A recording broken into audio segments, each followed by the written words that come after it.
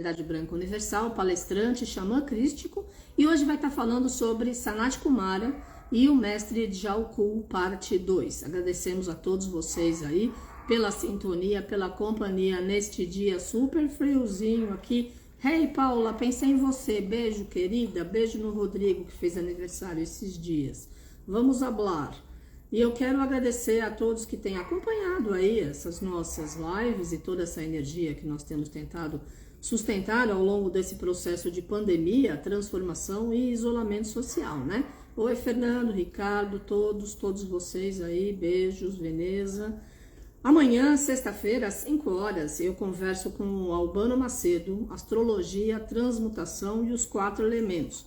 Amanhã ele vai estar falando sobre os signos do elemento fogo. Então vamos lá, vamos todo mundo amanhã aqui para a gente poder ouvir o querido Albano falando sobre os elementais do fogo. Boa tarde, Henrique, você aí em Curitiba. Gente, é muito legal essa história de internet, né? Porque a gente acaba ficando próximo com a irradiação da nossa família virtual, que não deixa de ser a nossa super família nesse momento, né? Que a gente está passando de transição planetária e de observar realmente quando é que essa história da pandemia termina, né? Acredito eu que seja quando nós, como seres humanos, realmente estivermos bem melhores e assim ancorando toda a força e toda a sintonia de transformação e de consciência, de respeito mútuo e de energia máxima com a força da luz. Sloane, querida, beijo a todos vocês. Vamos ver aqui, cadê o Bueno? Por que ele não apareceu ainda? A internet, assim, na hora de colocar as pessoas no ar, às vezes demora um pouquinho, mas depois dá tudo certo. Só não sei se ele já está aí.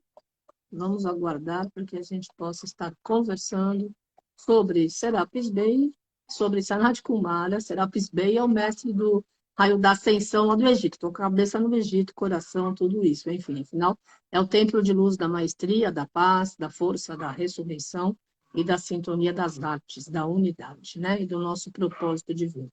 Vamos, nesta nova temporada aí de Planeta Terra, com certeza construir melhores relacionamentos uns com os outros, fortalecendo a amizade, o respeito aos valores humanos, a integridade e todo esse nosso potencial de manifestar, criar, mudar, transmutar e reconhecer as grandes bênçãos que Deus e o plano espiritual nos oferecem todos os dias da nossa encarnação, certo? O que acontece que o Bueno não aparece aqui? A gente conversou agora há pouco, ele já estava a postos. Bueno, cadê você?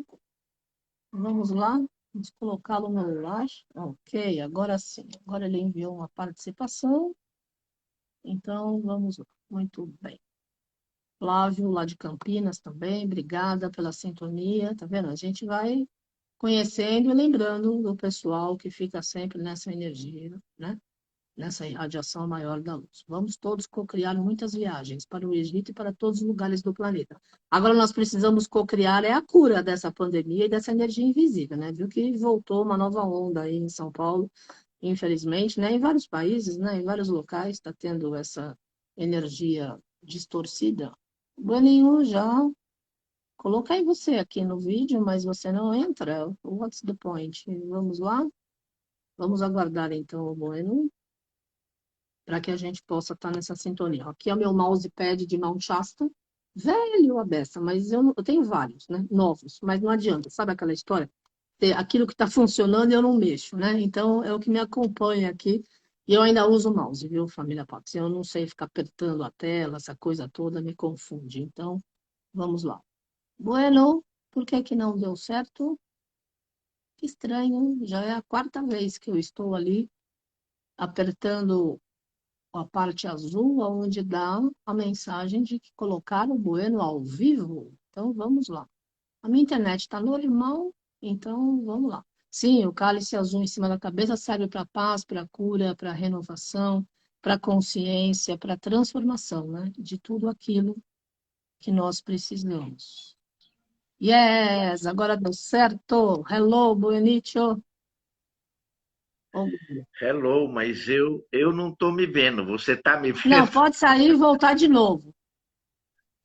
Então, o problema não é aqui, é aí, porque Bom, eu percebo que eu peço tá para bom. participar E não entra a Eu imagem, sei. não entra a imagem. Então tá. Então, Sai e entra de novo, por favor. E pede de novo, porque não vai resolver assim, né? Vamos tentar colocar você com imagem, né? Porque senão, afinal, esta é a irradiação e a energia que nós precisamos para nos autotransformar. Então, vamos lá. Vamos todos nós nessas irradiações do fortalecimento do nosso caminho. Ok, agora sim, vamos colocar o Bueno no ar para que a gente possa estar conversando. Vamos ver se deu certo. A questão é realmente essa. agora Yes, foi. agora deu É, certo. foi. Bem-vindo! É, pois é, mas sabe o que que é? Você aperta muitas vezes aí a chamada e aí eu acho que dá tilt, aí Ah, fica pode ser. complicado. E às vezes eu estou pedindo e você está falando e não está olhando para o monitor, também Não, acontece eu isso. tô olhando, é que demora. Bom, vamos rezar, vai, vamos fazer a parte certa aqui, vamos lá.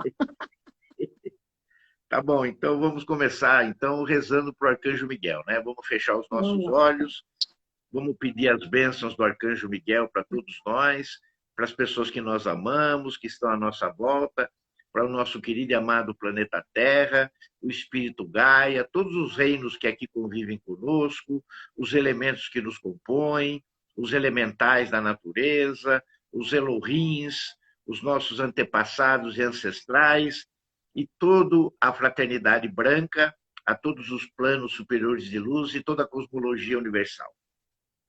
Arcanjo Miguel, que trabalhas para o resplendor da vontade divina e da verdade. Que a nossa proteção permaneça conosco sempre e por toda a nossa existência e na eternidade do nosso espírito. Nós o recebemos como um privilégio, sempre respeitando os vossos desígnios. Permite-nos que caminhemos sempre com dignidade e respeito aos nossos irmãos. E afastai de nós as ideias perversas e más ao nosso redor e influências sombrias. Fazei de nós um servidor da luz que saiba discernir e compreender e nunca julgar. Ajudai-nos em nossos dias ruins materiais, espirituais, conscientes ou inconscientes, e nos proteja contra todos os males e os expulse da nossa caminhada. Pois a verdade, a coragem, a força e o poder é o vosso signo e o nosso também. Permiti que a nossa inspiração, intuição, doação seja como a vossa espada, para nos dar a proteção e a permissão da palavra do bem, da paz, do amor e da luz. Afastai de nós as pessoas que querem nos induzir aos erros e às falhas, e que o nosso coração esteja ligado ao vosso coração e à vossa energia. Que o nosso coração esteja ligado ao vosso coração e à vossa energia, e que a nossa verdade seja a vossa, e que o vosso escudo seja o anteparo das más qualificações do nosso ego e das nossas ações. Fazei de nós o mensageiro fiel da suprema verdade e da nossa alma. Arcanjo Miguel, protetor da humanidade, dos reinos, da nossa Mãe Terra e de todos nós. Que essa oração possa ser cumprida e ser manifestada, aqui, agora e por toda a eternidade. Amém. Amém. É isso aí. Bom, como todos vocês sabem, a gente estava fazendo uma, uma, um vídeo a respeito do Jiaokul, o tibetano. E a gente estava vindo falando sobre as verdades mais recentes e, ao mesmo tempo, quais eram os propósitos dessas verdades. E eu tinha feito 5 no último vídeo, né? Eu tinha falado sobre a hierarquia, que é o centro cardíaco do planeta, os ensinamentos e planos da hierarquia para esse mundo, o trabalho do tibetano com Alice Bailey, né? As duas ideias principais do mestre de Jiaokul e as verdades mais recentes. Aí faltou 2 assuntos. Diante desse propósito, faltou 2 assuntos, que eram Sanat e Kumara, que era o ponto 6 e o ponto 7. Na verdade, eu vou fazer o contrário, né? Eu vou em vez de falar sobre Sanat e depois sobre os Kumaras, eu vou inverter a ordem. Eu vou falar sobre os Kumaras um pouquinho e depois eu vou falar do Sanat. Porque o Sanat, na verdade, ele tem um trabalho, vamos dizer assim, que a gente tem que ter um pouco mais de atenção. E a questão dos Kumaras envolve um plano um pouco maior. Bom, diante disso que eu acabei de falar agora, a gente tem que entender que os Kumaras, na verdade, eles vêm para a Terra, eles, na verdade, eles são um grupo de seres, que ao todo são 7, que fazem parte da autoria do plano de salvação para a Terra. Porque, como todos nós sabemos, de uma forma ou de outra, e essas lives, elas são geralmente para dar um conteúdo e um despertar para que as pessoas estudem melhor os assuntos que aqui são ventilados. Então, todos nós sabemos que foi através de uma solicitação de Sanat Kumara que o nosso planeta ele não foi destruído depois da segunda queda. Foi dado mais uma chance. Mas, na verdade, esse planejamento que foi feito por Logos, ele foi mostrado através de um plano, não de um único ser, mas de 7 seres. Por isso que o número 7 é muito forte dentro da nossa atmosfera, né? Se a gente for ver, o número 7 diversas vezes ele é mostrado junto ao nosso caminhar. Sejam eles através das 7 notas musicais, através da própria numerologia do número 7, através dos Shohanatos, que também são 7. Sempre nós estamos envolvidos com o número 7. Né? Então, eles eram, na verdade, 7. Mas quem acabou mostrando o plano e assumindo, né, vamos dizer assim, essa interioridade dos 7 membros, né, que são os Kumaras, eles são numa ordem muito maior do que 7. Mas para o nosso plano, na verdade, foram 7 que se reuniram e falaram, escuta, nós vamos deixar isso acontecer, se doeram. Aquela história que você está numa reunião e, de repente, o sujeito fala alguma coisa e todo mundo fica quieto. Só que esse que falou era um grande ser que falou, olha, lá não tem mais conserto. A gente vai dar uma pulverizada naquilo e vai tentar começar a história num outro lugar. Quer dizer, o 7 ou 1 deve ter levantado a mão e falou, espera aí, não tem conserto isso? Né? Deve falar, escuta, você tem alguma ideia para consertar aquilo? Você tem algum plano para consertar aquilo? Tem mais um tempinho? Dá mais uma semana para nós? Deve ter sido isso. Se reuniram 7 Kumaras e falaram, escuta, vamos apresentar um plano para aquilo lá? Vamos, mas só se você encabeçar. Devem ter falado para Sanat Kumara. Falou, não, eu encabeço se eu tiver a força de vocês. Vamos nessa? Vamos nessa. Fizeram um plano, esse plano foi mostrado para o Logos bateu o martelo e falou, ok, está com vocês a bola. Passou a bola para o 7, né? E os 7 começaram a desenvolver todo esse trabalho. Bom, esse trabalho, na verdade, e a vinda deles para cá, começou aproximadamente há 18 milhões de anos atrás. 18 milhões de anos atrás. Então, dá para a gente imaginar, dentro desses eons, dessa natureza toda e dessa formação, em que período eles começaram a fazer uma intervenção um pouco maior no planeta, já que o planeta havia caído já por 2 vezes. Então, quer dizer que o nosso planeta é muito mais velho do que esses 18 milhões de anos. Alguns estimam até em 50 milhões de anos. Outros chegam a 200 milhões de anos. E há quem fale em 500 milhões de anos. Então, tudo depende de onde você está lendo de quem são os autores de quem você está lendo, de que corrente esses autores estão falando, em que momento da época da humanidade eles estão falando. Mas todos, pelo menos, têm uma visão igual, que Sanat Kumara, entre aspas, mais uma vez, é o autor do plano da salvação desse planeta Terra. E qual é, na verdade, a magnetização dentro deles no planejamento? É que teve um momento em que a gente era mais ser humano e animal. Ser humano e animal era uma postura da Terra, né? Mesmo porque eles só começaram a influenciar diretamente, vamos dizer assim, esses seres a partir da terceira raça raiz. Por que através da raça raiz, da terceira raça raiz? Porque eles começaram a influenciar e dar um salto na nossa pineal para que a ação do pensamento começasse a influenciar melhor o comportamento desse ser metade humano e metade animal. Porque até então a gente era um híbrido dessas coisas.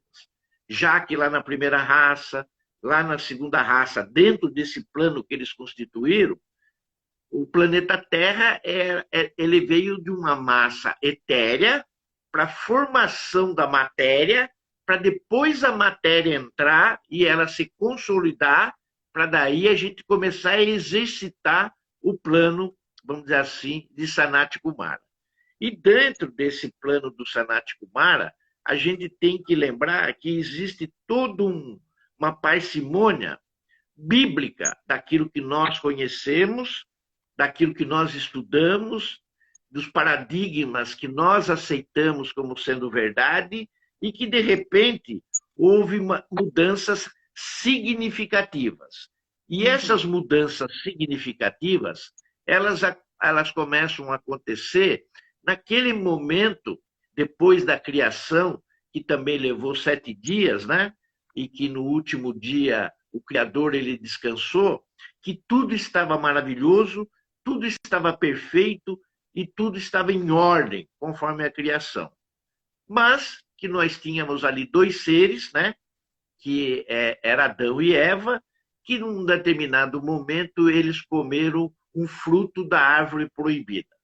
A gente tem que lembrar que antes dessa história houve um outro ser, uma outra mulher, que não era Eva, que deve ter sido criado na mesma composição que foi criado Adão, ou seja, da questão do pó, já que Eva, depois nessa narração bíblica, ela veio da costela, quer dizer, é uma criação subsequente, já que a primeira criação e a primeira, vamos dizer assim, companheira de Adão tinha sido Lilith.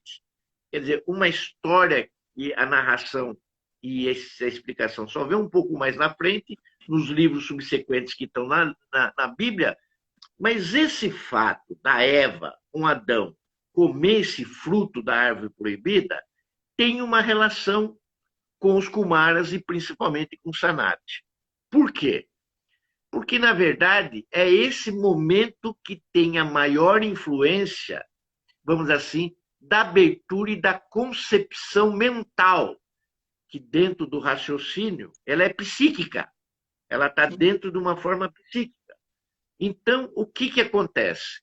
Ali, na hora da mordida, imediatamente eles têm uma visão aberta do que está acontecendo e qual é a realidade que eles vivem. Tanto é que eles se veem nu e com vergonha. Mas só que ali tinha sido dado uma lei, ou um mandamento, que eles não deveriam se aproximar e nunca comer daquele fruto. A partir daquele momento, a consciência, a parte mental do ser humano, ela começa a ser aflorada de uma forma diferenciada, que nós podemos dizer que ela começa a sofrer uma influência da luz, que até então era permanente neles. Não existia a figura da sombra. Então, naquele momento, eles começam a ter medo, a ter receio e até ter que trabalhar, já que trabalhar para eles naquele momento era uma coisa assim que era indigna, vamos dizer assim, porque eles tinham tudo na mão, né? Por isso que hoje ainda, né, a gente vê o trabalho com uma resignação, não de alguma coisa produtiva e merecedora que nós temos para fazer, para construirmos alguma coisa em nossas vidas. Não, parece que o trabalho para a gente é um castigo. Vem dessa época, e a gente vem trazendo isso geneticamente, alguns, nem todos, porque uma grande parte adora trabalhar e faz parte do seu cotidiano. Bom, quando essa luz ela é inserida por uma atitude, por uma vontade divina de Sanat, que dá esse upgrade antes de se comer o fruto, né? Porque a ideia era fazer todo um trabalho dentro da concepção da luz, né? E a luz já estava presente, porque na hora que eles dão essa abertura para que a parte mental ela seja desenvolvida antes de se comer ou morder o fruto, ela, na verdade, ela tinha a criação própria do establish, que era a divina presença eu sou, o santo ser crístico e o ser. Era baseado nesse trinômio, aonde o ser carregava dentro de si a chama trina através da centelha divina. Ponto. Todo o plano e toda a concepção estava baseada nisso através de um outro corpo que era inserido na presença divina eu sou, que era o corpo causal. Ali residia o maior plano, vamos dizer assim, de Sanat Kumara e de seus irmãos. Vamos começar a chamar os outros Kumaras de irmãos.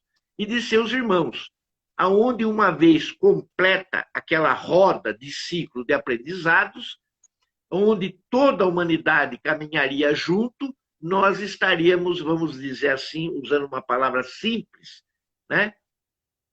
Salvados. Nós estaríamos, então, né, com a salvação consagrada, né? Aí a gente fala um pouco de Jesus, né? Só Jesus salva. Quando a gente está no computador, às vezes a gente brinca com isso, né? Mas fazia parte de um plano. No momento que o fruto foi comido, a luz verde se apaga e se acende a amarela, a luz da atenção. Puxa vida, a gente já tinha escorregado 2 outras vezes. Será que nem no início, nem na largada, a gente ia vingar? Será que a coisa já ia morrer ali? Já ia dançar ali? Né? E iam mostrar que eles, o plano deles iam naufragar? Então, eles entram com uma força maior de proteção mensal. De proteção mensal. Então, o que é essa proteção mensal? Eles criaram uma forma de manter essa luz enraizada para a gente sempre na lua nova. Sempre na lua nova, eles vinham uma vez por mês, nessa fase da lua, no plenilúnio, vamos chamar assim, dessa lua, e falava assim, escuta, carga de luz no pessoal. Pá! Carga de luz nesse pessoal. Para dar um up nesse pessoal, para não esmorecer e não cair nas sombras. Então, eles tinham a incumbência de manter a luz sempre numa frequência. Sempre numa frequência, sempre numa onda, para que não caísse essa frequência, essa vibração, para que a gente não caísse como humanidade. Eles viram que isso dava tão certo, depois de um certo tempo, depois de 10, 11 meses, que eles estabeleceram um signo astrológico para fazer isso em doses maiores, uma vez por ano. E isso se estabeleceu na entrada de um determinado signo. E por isso que a maioria dos mapas, a gente olha uma concentração quando a gente fala no meio do céu.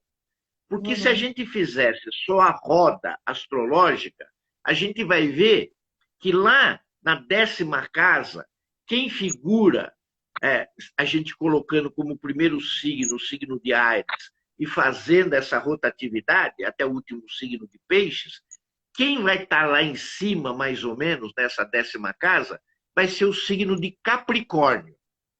De Capricórnio. Então, estabeleceram que na entrada do signo de Capricórnio, que seria o meio do céu, ou a 10ª casa, a gente sempre tem que olhar no nosso mapa para ver quem está lá, porque ali é onde nós somos favorecidos por essa luz.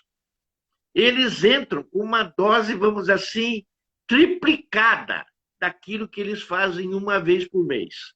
Ou uma injeção de luz assim, vamos dizer assim, extraordinária para o nosso planeta Terra e para todos nós. Bom, eu tinha falado, né, e brinquei na última vivência, né, e a gente brincava isso muito antigamente, quando a gente dizia ou falava qualquer coisa a respeito de como as coisas deveriam se conduzir, mesmo com brincadeiras na área espiritual ou na nossa vida pessoal, a gente dizia que os 4 profetas de Deus eram 3, Jacó e Jeremias. Era uma brincadeira que a gente fazia, que depois ficou só Jacó e Jeremias, né? Mas, na verdade, os profetas não eram só nessa brincadeira, né? Os maiores profetas dos livros, a gente vê Samuel, a gente vê Daniel, a gente vê Elias, a gente vê alguns personagens da Bíblia como sendo grandes profetas, mas o maior deles todos, na verdade, foi Moisés. E Moisés faz parte dessa cadeia, vamos dizer assim, de Kumaras, porque ela vem de uma fonte muito distante. Ela vem de uma fonte muito distante. Os Kumaras, numa determinada época, eles fizeram que alguns dos seus descendentes que moravam em Vênus, do qual todos eles são dentro dessa confederação que existe nos céus e do qual o plano foi feito, né, para ser mostrado para a redenção do planeta, alguns tiveram que vir, vamos dizer assim, e se reencarnar aqui. Mas essa reencarnação, ela se deu entre a 3ª raça e ela está se movimentando através da 4ª. E todo o desenvolvimento dessa estrutura hierárquica, que nós chamamos de fraternidade branca, ela teve que vir através do processo reencarnatório em nós, como humanos, para que a gente pudesse, vamos dizer assim, livrá-los de todo o establishment que eles criaram desse planejamento. Só quando o primeiro atingiu a capacidade hierárquica, que é o Senhor do mundo, sendo daqui da Terra e ter conseguido isso, é que eles receberam, vamos dizer assim, o alvará para cada um voltar para o seu estado normal e ficar como supervisor distante daquilo que eles mesmos planejaram e criaram para a Terra. O primeiro a chegar, né, dentro desse establishment, mas que tinha vindo de fora, foi Krishna. Foi Krishna, que era um desses adeptos ou que vieram de lá de Vênus para começar o Jain, aqui criado para essa evolução.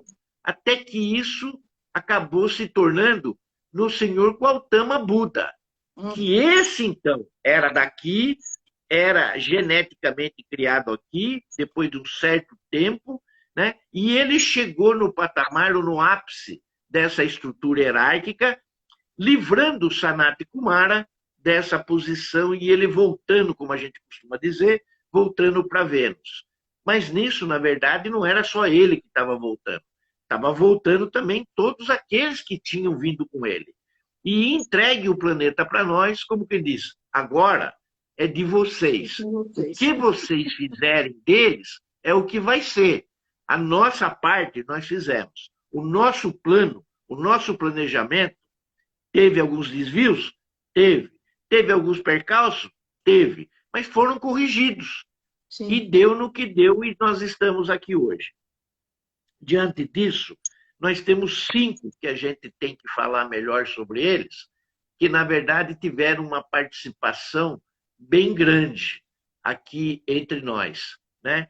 Que foi Sanaka, era um dos Kumaras, Sanankaha, que foi o outro Kumara, depois veio Sanat e depois veio Sujata.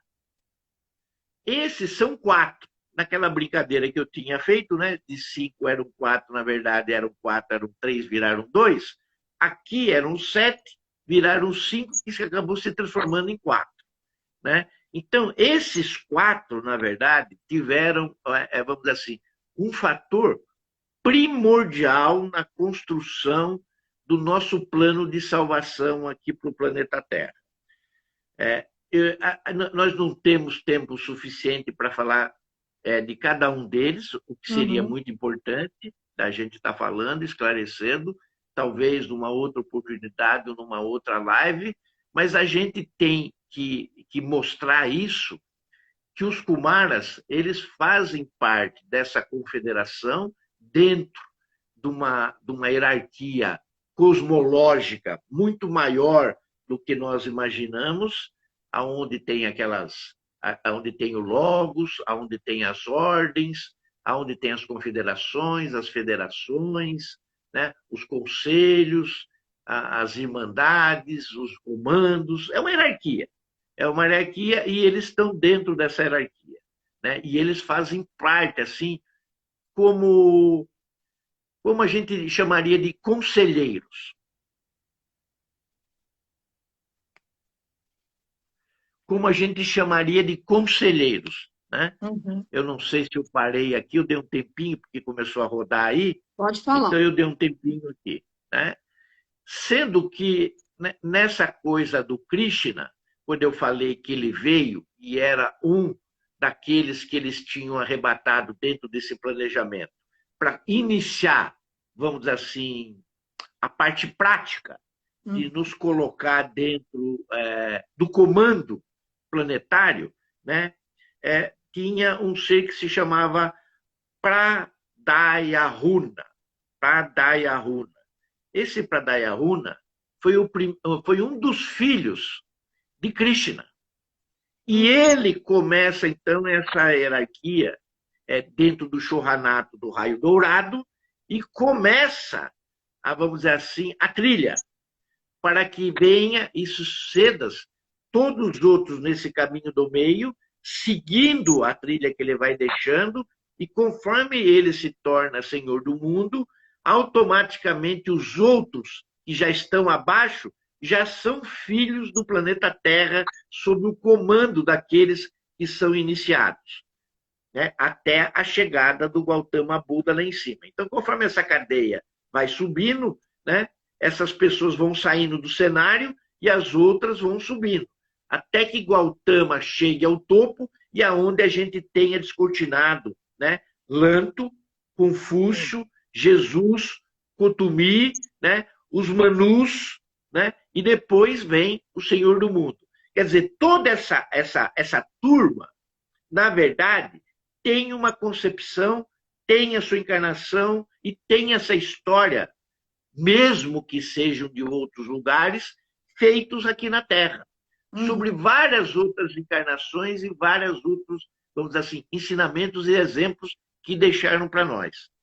Então, os Kumaras, na verdade, né, tem o quinto Kumara, que vamos dizer assim, que seria aquele que cuida desses ensinamentos e que cuidou da instrução e do arremate dos planos e daquilo que pudesse não dar certo. Esse quinto ele chamava Narada. Ele chamava Narada. Era o Kumara. Narada. E Narada, no momento que esse ciclo se fecha com o Gautama, ele dá aquele ticket assim do lado, como quem diz, feito, dito e feito, cumprido, né? E dá o sinal para os Kumaras, embora sendo nossos pais, como quem diz, agora eles cresceram, agora eles têm que andar com as suas pernas próprias, agora eles vão ter que decidir o que eles querem fazer com o planeta e o que eles querem fazer com todos aqueles que são filhos daquele planeta. A responsabilidade desse planeta, como Narada sempre disse, é dos ensinamentos. Sim. Portanto, o nosso planeta se tornou um planeta escola, se tornou um planeta universidade, ou seja, de todo o universo, né? Onde todos os outros que precisam e necessitam evoluir dentro desse plano que foi criado e que deu certo conosco, pode ser que dê certo com eles também, Claro. fazendo essa mesma trajetória. Então, mesmo não querendo ir, os Kumaras foram chamados, né, os 7, sendo que 2 não foram revelados, chamados os 7 e falaram, olha, o negócio é o seguinte, a parte de vocês foi feita. A parte de vocês foi feita, está concluída. Né? Não adianta ficar lá, porque a criança não é mais criança. E também não é mais adolescente. A criança agora é adulta. E ela tem que decidir os seus próprios caminhos através com todo o aprendizado que foi deixado para eles através de vocês como professores e de todo o planejamento que vocês fizeram. Vocês estão de parabéns, mas agora, né, se quiserem acompanhar de longe, né, o mais longe possível, né, que é aquela história, né, quem casa quer casa e longe da casa onde casa. Então, fica mais ou menos numa distância aí que vocês não interfiram. Agora, querem manter aquela luz de vocês, vamos dizer assim, mensalmente? Ok. Aquele presentinho de aniversário que se dá? Ok. Quer manter aquela luz anual que vocês mantiveram para que o planeta e todos aqueles seres que estão lá para o desenvolvimento e evolução espiritual cresçam? Ok. É o Natal de vocês? Ok. Entendeu? Então, foi feita essa deliberação e eles continuam mandando essas luzes para nós toda a lua nova, e inclusive todas as vezes que entramos no signo de Capricórnio, que segundo Imhotep, é Imhotep que está falando, não sou eu, que é um dos grandes iniciadores e que faz parte desse planejamento. Ele é egípcio e alguns até confundem ele com Hermes e com Tote, né? Já dentro de uma outra realidade, vamos dizer assim, humana, né? Ele diz que o melhor signo astrológico é Capricórnio. E ele dá, dentro dos ensinamentos dele, essa visão. Ele passa essa visão. Quem estuda em Imhotep vai se lembrar que ele fala, quando ele fala no capítulo da astrologia, ele deixa isso muito claro a respeito desse assunto. Muito bem. Agora, como nós falamos isso, nós devemos nos lembrar também que a Terra ela é um fruto de uma composição muito grande entre comandos, entre irmandades, entre fraternidade, entre escolas de mistérios, né? E tudo isso, ela foi criada em cima desse planejamento dos Kumaras, né? Em cima, vamos dizer assim, dos ensinamentos e dos princípios venusianos, né? E que nós temos, assim, uma acepção que não nos larga, não nos deixa, como nós temos, vamos dizer assim, com os nossos pais físicos, né? Que nós somos muito ligados às nossas lembranças, às nossas saudades, aos ensinamentos, aos exemplos, né?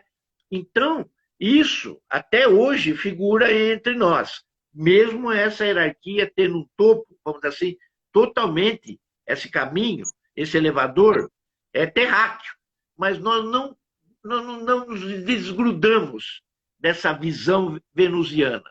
Então, a nossa proximidade com Vênus, ela é umbilical. Fale. Estão perguntando, estão pedindo para você soletrar em Imhotep. Imhotep, ele tem... Não é IN. É IHNOTEP.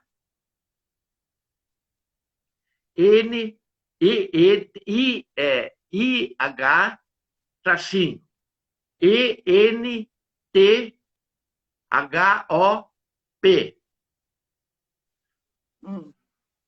I-H, Essa assim. é, E-N-T-H-O-P. é. Inhotep. Veja bem, é, existem literaturas. Deixa eu ver se eu consigo aqui o livro que eu costumo ler, que chama Os Mestres. Chama Os Mestres, né? É uma concepção que ele passa aonde adeptos e discípulos fazem pergunta para ele e ele vai respondendo. Aí deixa eu ver se eu pego ele aqui, porque é um nome que eu vejo com mais facilidade lá, tá bom? Uhum.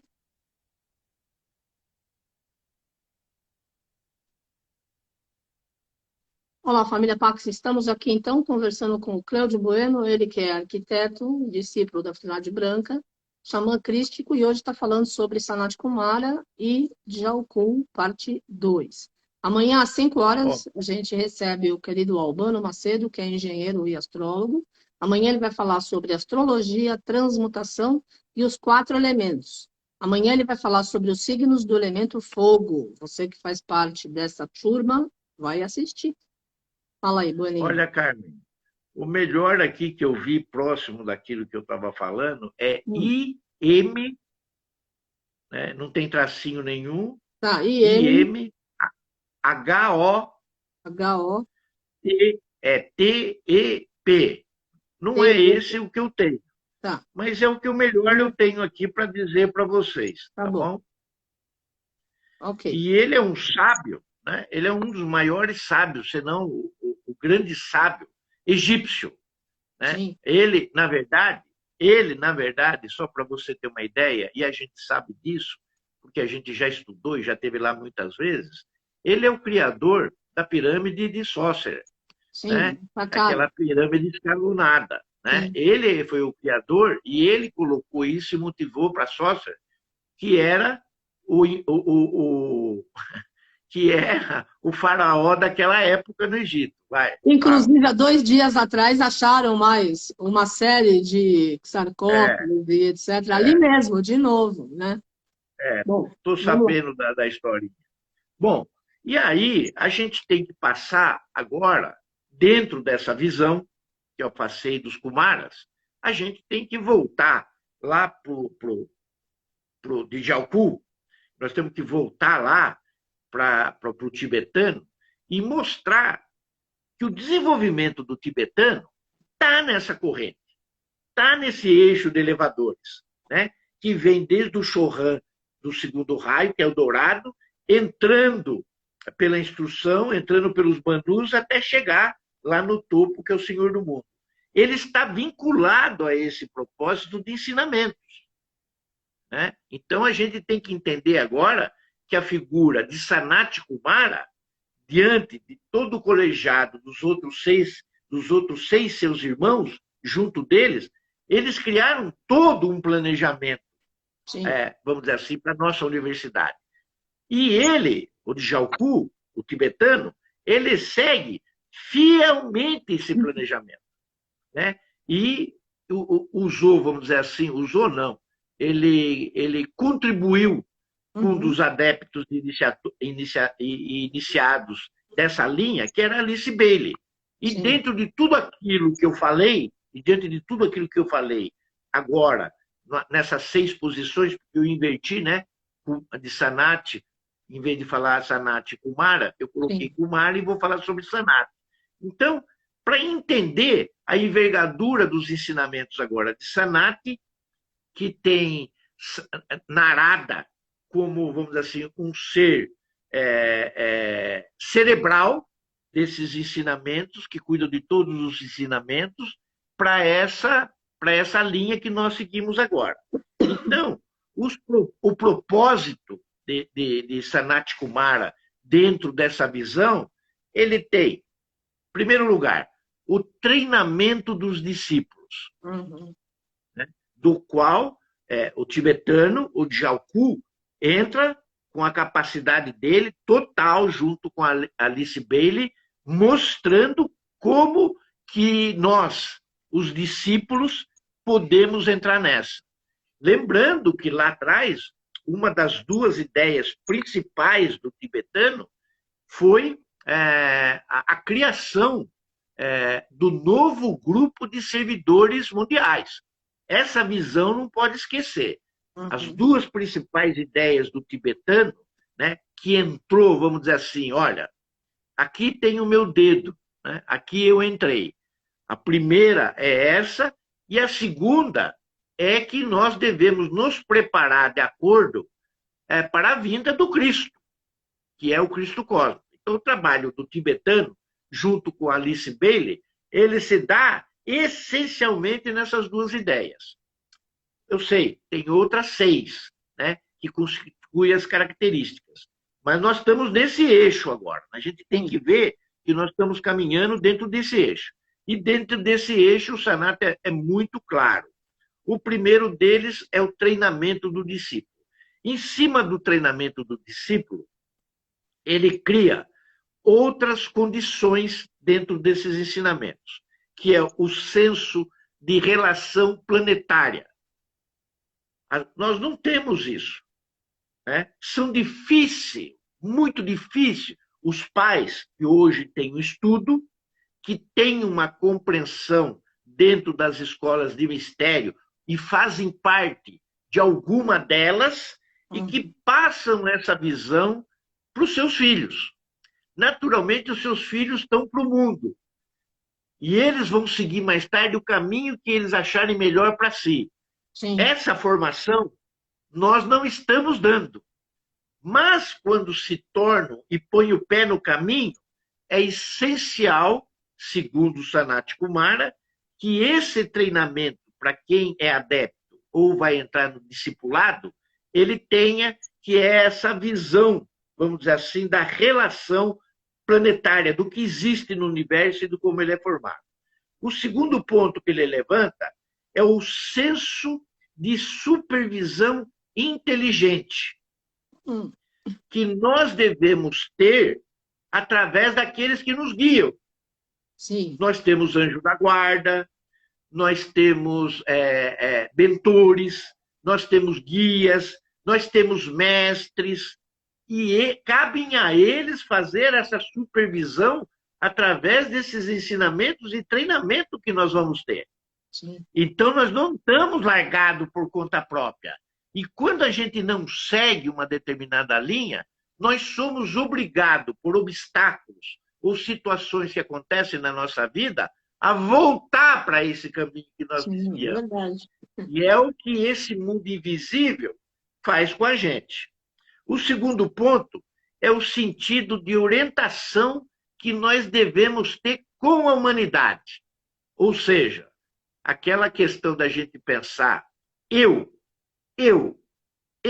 como tem muitas pessoas, né? Nós temos que substituir por nós.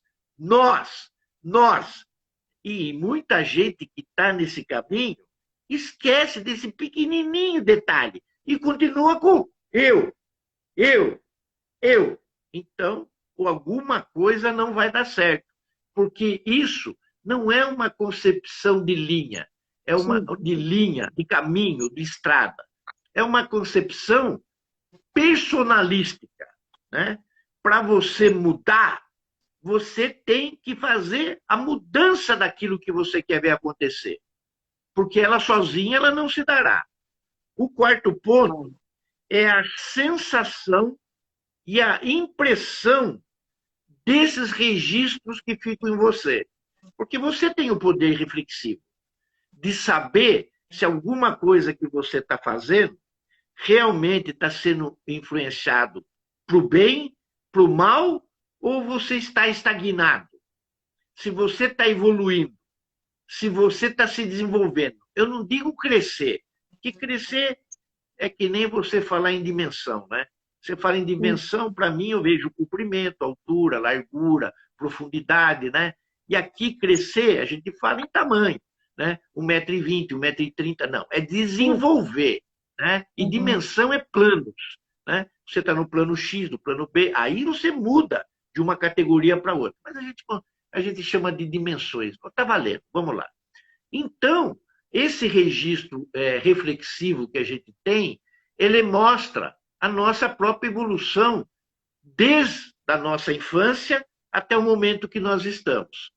E isso é fácil de se fazer, porque a gente vem em determinados momentos da nossa história, do filminho, da nossa vida atual, da nossa encarnação, exatamente quais foram aqueles pontos que foram cruciais para a gente se manter numa linha e numa trajetória de não desvio. Alguém apareceu, algum fato aconteceu e nos manteve nessa linha. A outra que ele fala é a evocação da vontade. Bom, a evocação da vontade, e a vontade é o primeiro princípio da criação e da cocriação que foi nos deixado pelo plano divino que eles instauraram. Sim. Que são as 3 chamas divinas que estão em nós, né? Azul, dourado e rosa. E a primeira característica delas é o azul, porque o azul, na verdade, é a chama da criação do logos planetário. Então, essa vontade, ela tem que ser inerente nossa, e ela está em nós. Mas se nós não colocarmos ela em evolução e impulsionar ela, ela fica apagada. Apagada eu não digo, porque ela nunca vai se apagar. Mas a chama dela, ela diminui em relação às outras chamas. Então, se você não exercita a sua vontade e coloca no mesmo patamar das outras, você fica sem aquilo que às vezes as pessoas falam. Escuta, vamos no cinema? Ah, mas eu estou sem vontade. Né? A vontade impõe coragem. A vontade impõe determinação. A vontade impõe disciplina. A vontade põe força, põe poder, põe coragem, põe fé. Então, se você é destituído de uma dessas virtudes, a sua vontade, ela não pulsa, ela não evolui, ela fica sempre do mesmo tamanho. Então, uma das coisas do treinamento é você colocar a sua vontade e impulsionar essa sua vontade. Vamos no cinema? Vamos. Dentro de você está dizendo, você não está com vontade, mas eu vou. Eu não vou fazer a minha vontade, eu vou fazer a vontade dele. Bom, se você fizer a vontade dele, ou da mãe, do pai, ou de quem quer que seja que convidou você para ir no cinema, você exercitou as 3 chamas, que foi, primeiro, o impulso, né? Que você, através da sua determinação, resolveu ir. Segundo, o amor que é caridoso, que é humilde, em relação a deixar aquilo que você pensa para trás e fazer a vontade de um outro, para deixar ele entrando no segundo raio, que é a felicidade. E aí, o fator da felicidade, nós aliamos aquela palavrinha desse tamanho, que tem um significado enorme, né? Que a gente fala quando a gente está no movimento né, dessa vontade, que a gente diz aloha, né? Então, aloha nada mais é de que amar é ser feliz. Sim. Amar é ser feliz. Não é que os outros, para você ser feliz, tenham que te amar. É você que tem que amar para ser feliz. Né? Se você for amado, pô, melhor ainda. Aí a fome com a vontade de comer. Mas se você não for amado, exercite a sua parte. Então é aí que o Sanati fala da questão da vontade. E a outra parte, que é o sentido da vida, que é iminente. A gente sempre acha que, de alguma forma, nós somos especiais. E somos. E somos. Mas nós não somos mais especiais do que os outros. Nós somos especiais porque nós recebemos a graça e as bênçãos da criação da nossa mônada. E aí entra a grande magia, vamos dizer assim, de Sanati e os Kumaras, que pegaram essa mônada, que é a criação divina do Logo solar, e vamos trabalhar ela. E vamos trabalhar ela para que ela também se desenvolva e evolui dentro dos princípios hierárquicos de todo o logos planetário, né? Daquilo que nós chamamos de confederação galáctica, porque nós estamos na nossa galáctica, na nossa galáxia. Se fosse de outra galáxia, nós chamaríamos de confederação intergaláctico. Não é possível, que só falta 5 minutos. Mas em 5 tem que ter fechado já, senão eu não gravo o vídeo. A gente continua, Claro, agora são 4. claro. Em cima dessas instruções, vem Agora um são outro 4. princípio, que é aquela das instruções, eram 6, né? Dentro daquelas instruções que ele criou. E depois ele vem com um segundo ponto, que é aquela escola dos mistérios do futuro, do qual todas as escolas são formadas. Mas Sim. dentro da concepção de Djalku, mediante os ensinamentos dados pelos Kumaras e por Sanat Kumara, que usou essa função mais alta dentro da hierarquia, que era o Senhor do Mundo, então ele deixou um planejamento, né, para que a gente seguia. Sanat Kumara incorpora isso, porque é o grande idealizador, né, dentro do escritório de Kutumi, é o cara que resolve todos os problemas ligados às instruções, ensinamentos e tudo que acontece nesse plano.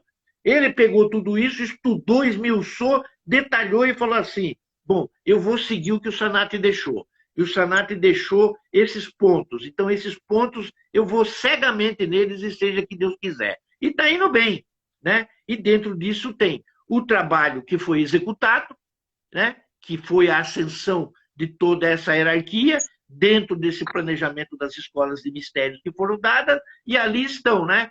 A preparação de todos nós com o reaparecimento do Cristo, que é uma das duas ideias do Djalku, que é ampliar, né, o trabalho nosso diante desse triângulo, que, na verdade, envolve toda a vontade divina que está dentro de nós, depois promover de uma forma incessante essa boa vontade mundial, que, aliás, nós estamos na porta de ser comemorado essa vontade, né? A boa vontade, que é em Asala, né? E, diante disso, a gente empreender todas as condições de ensinamento diante dos livros que foram deixados por eles.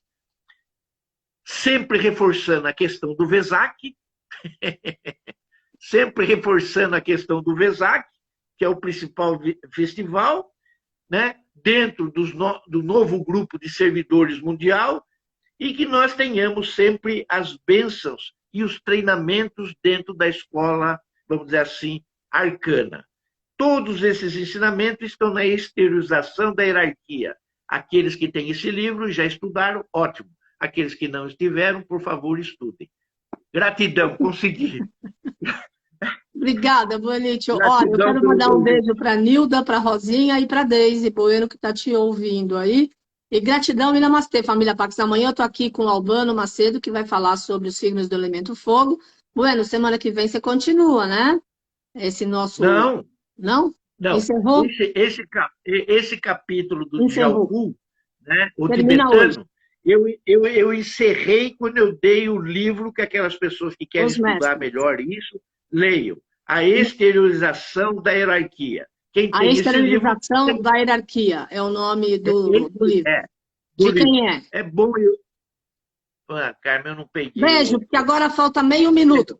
Gratidão, namastê, família Pax. Gratidão. Tchau.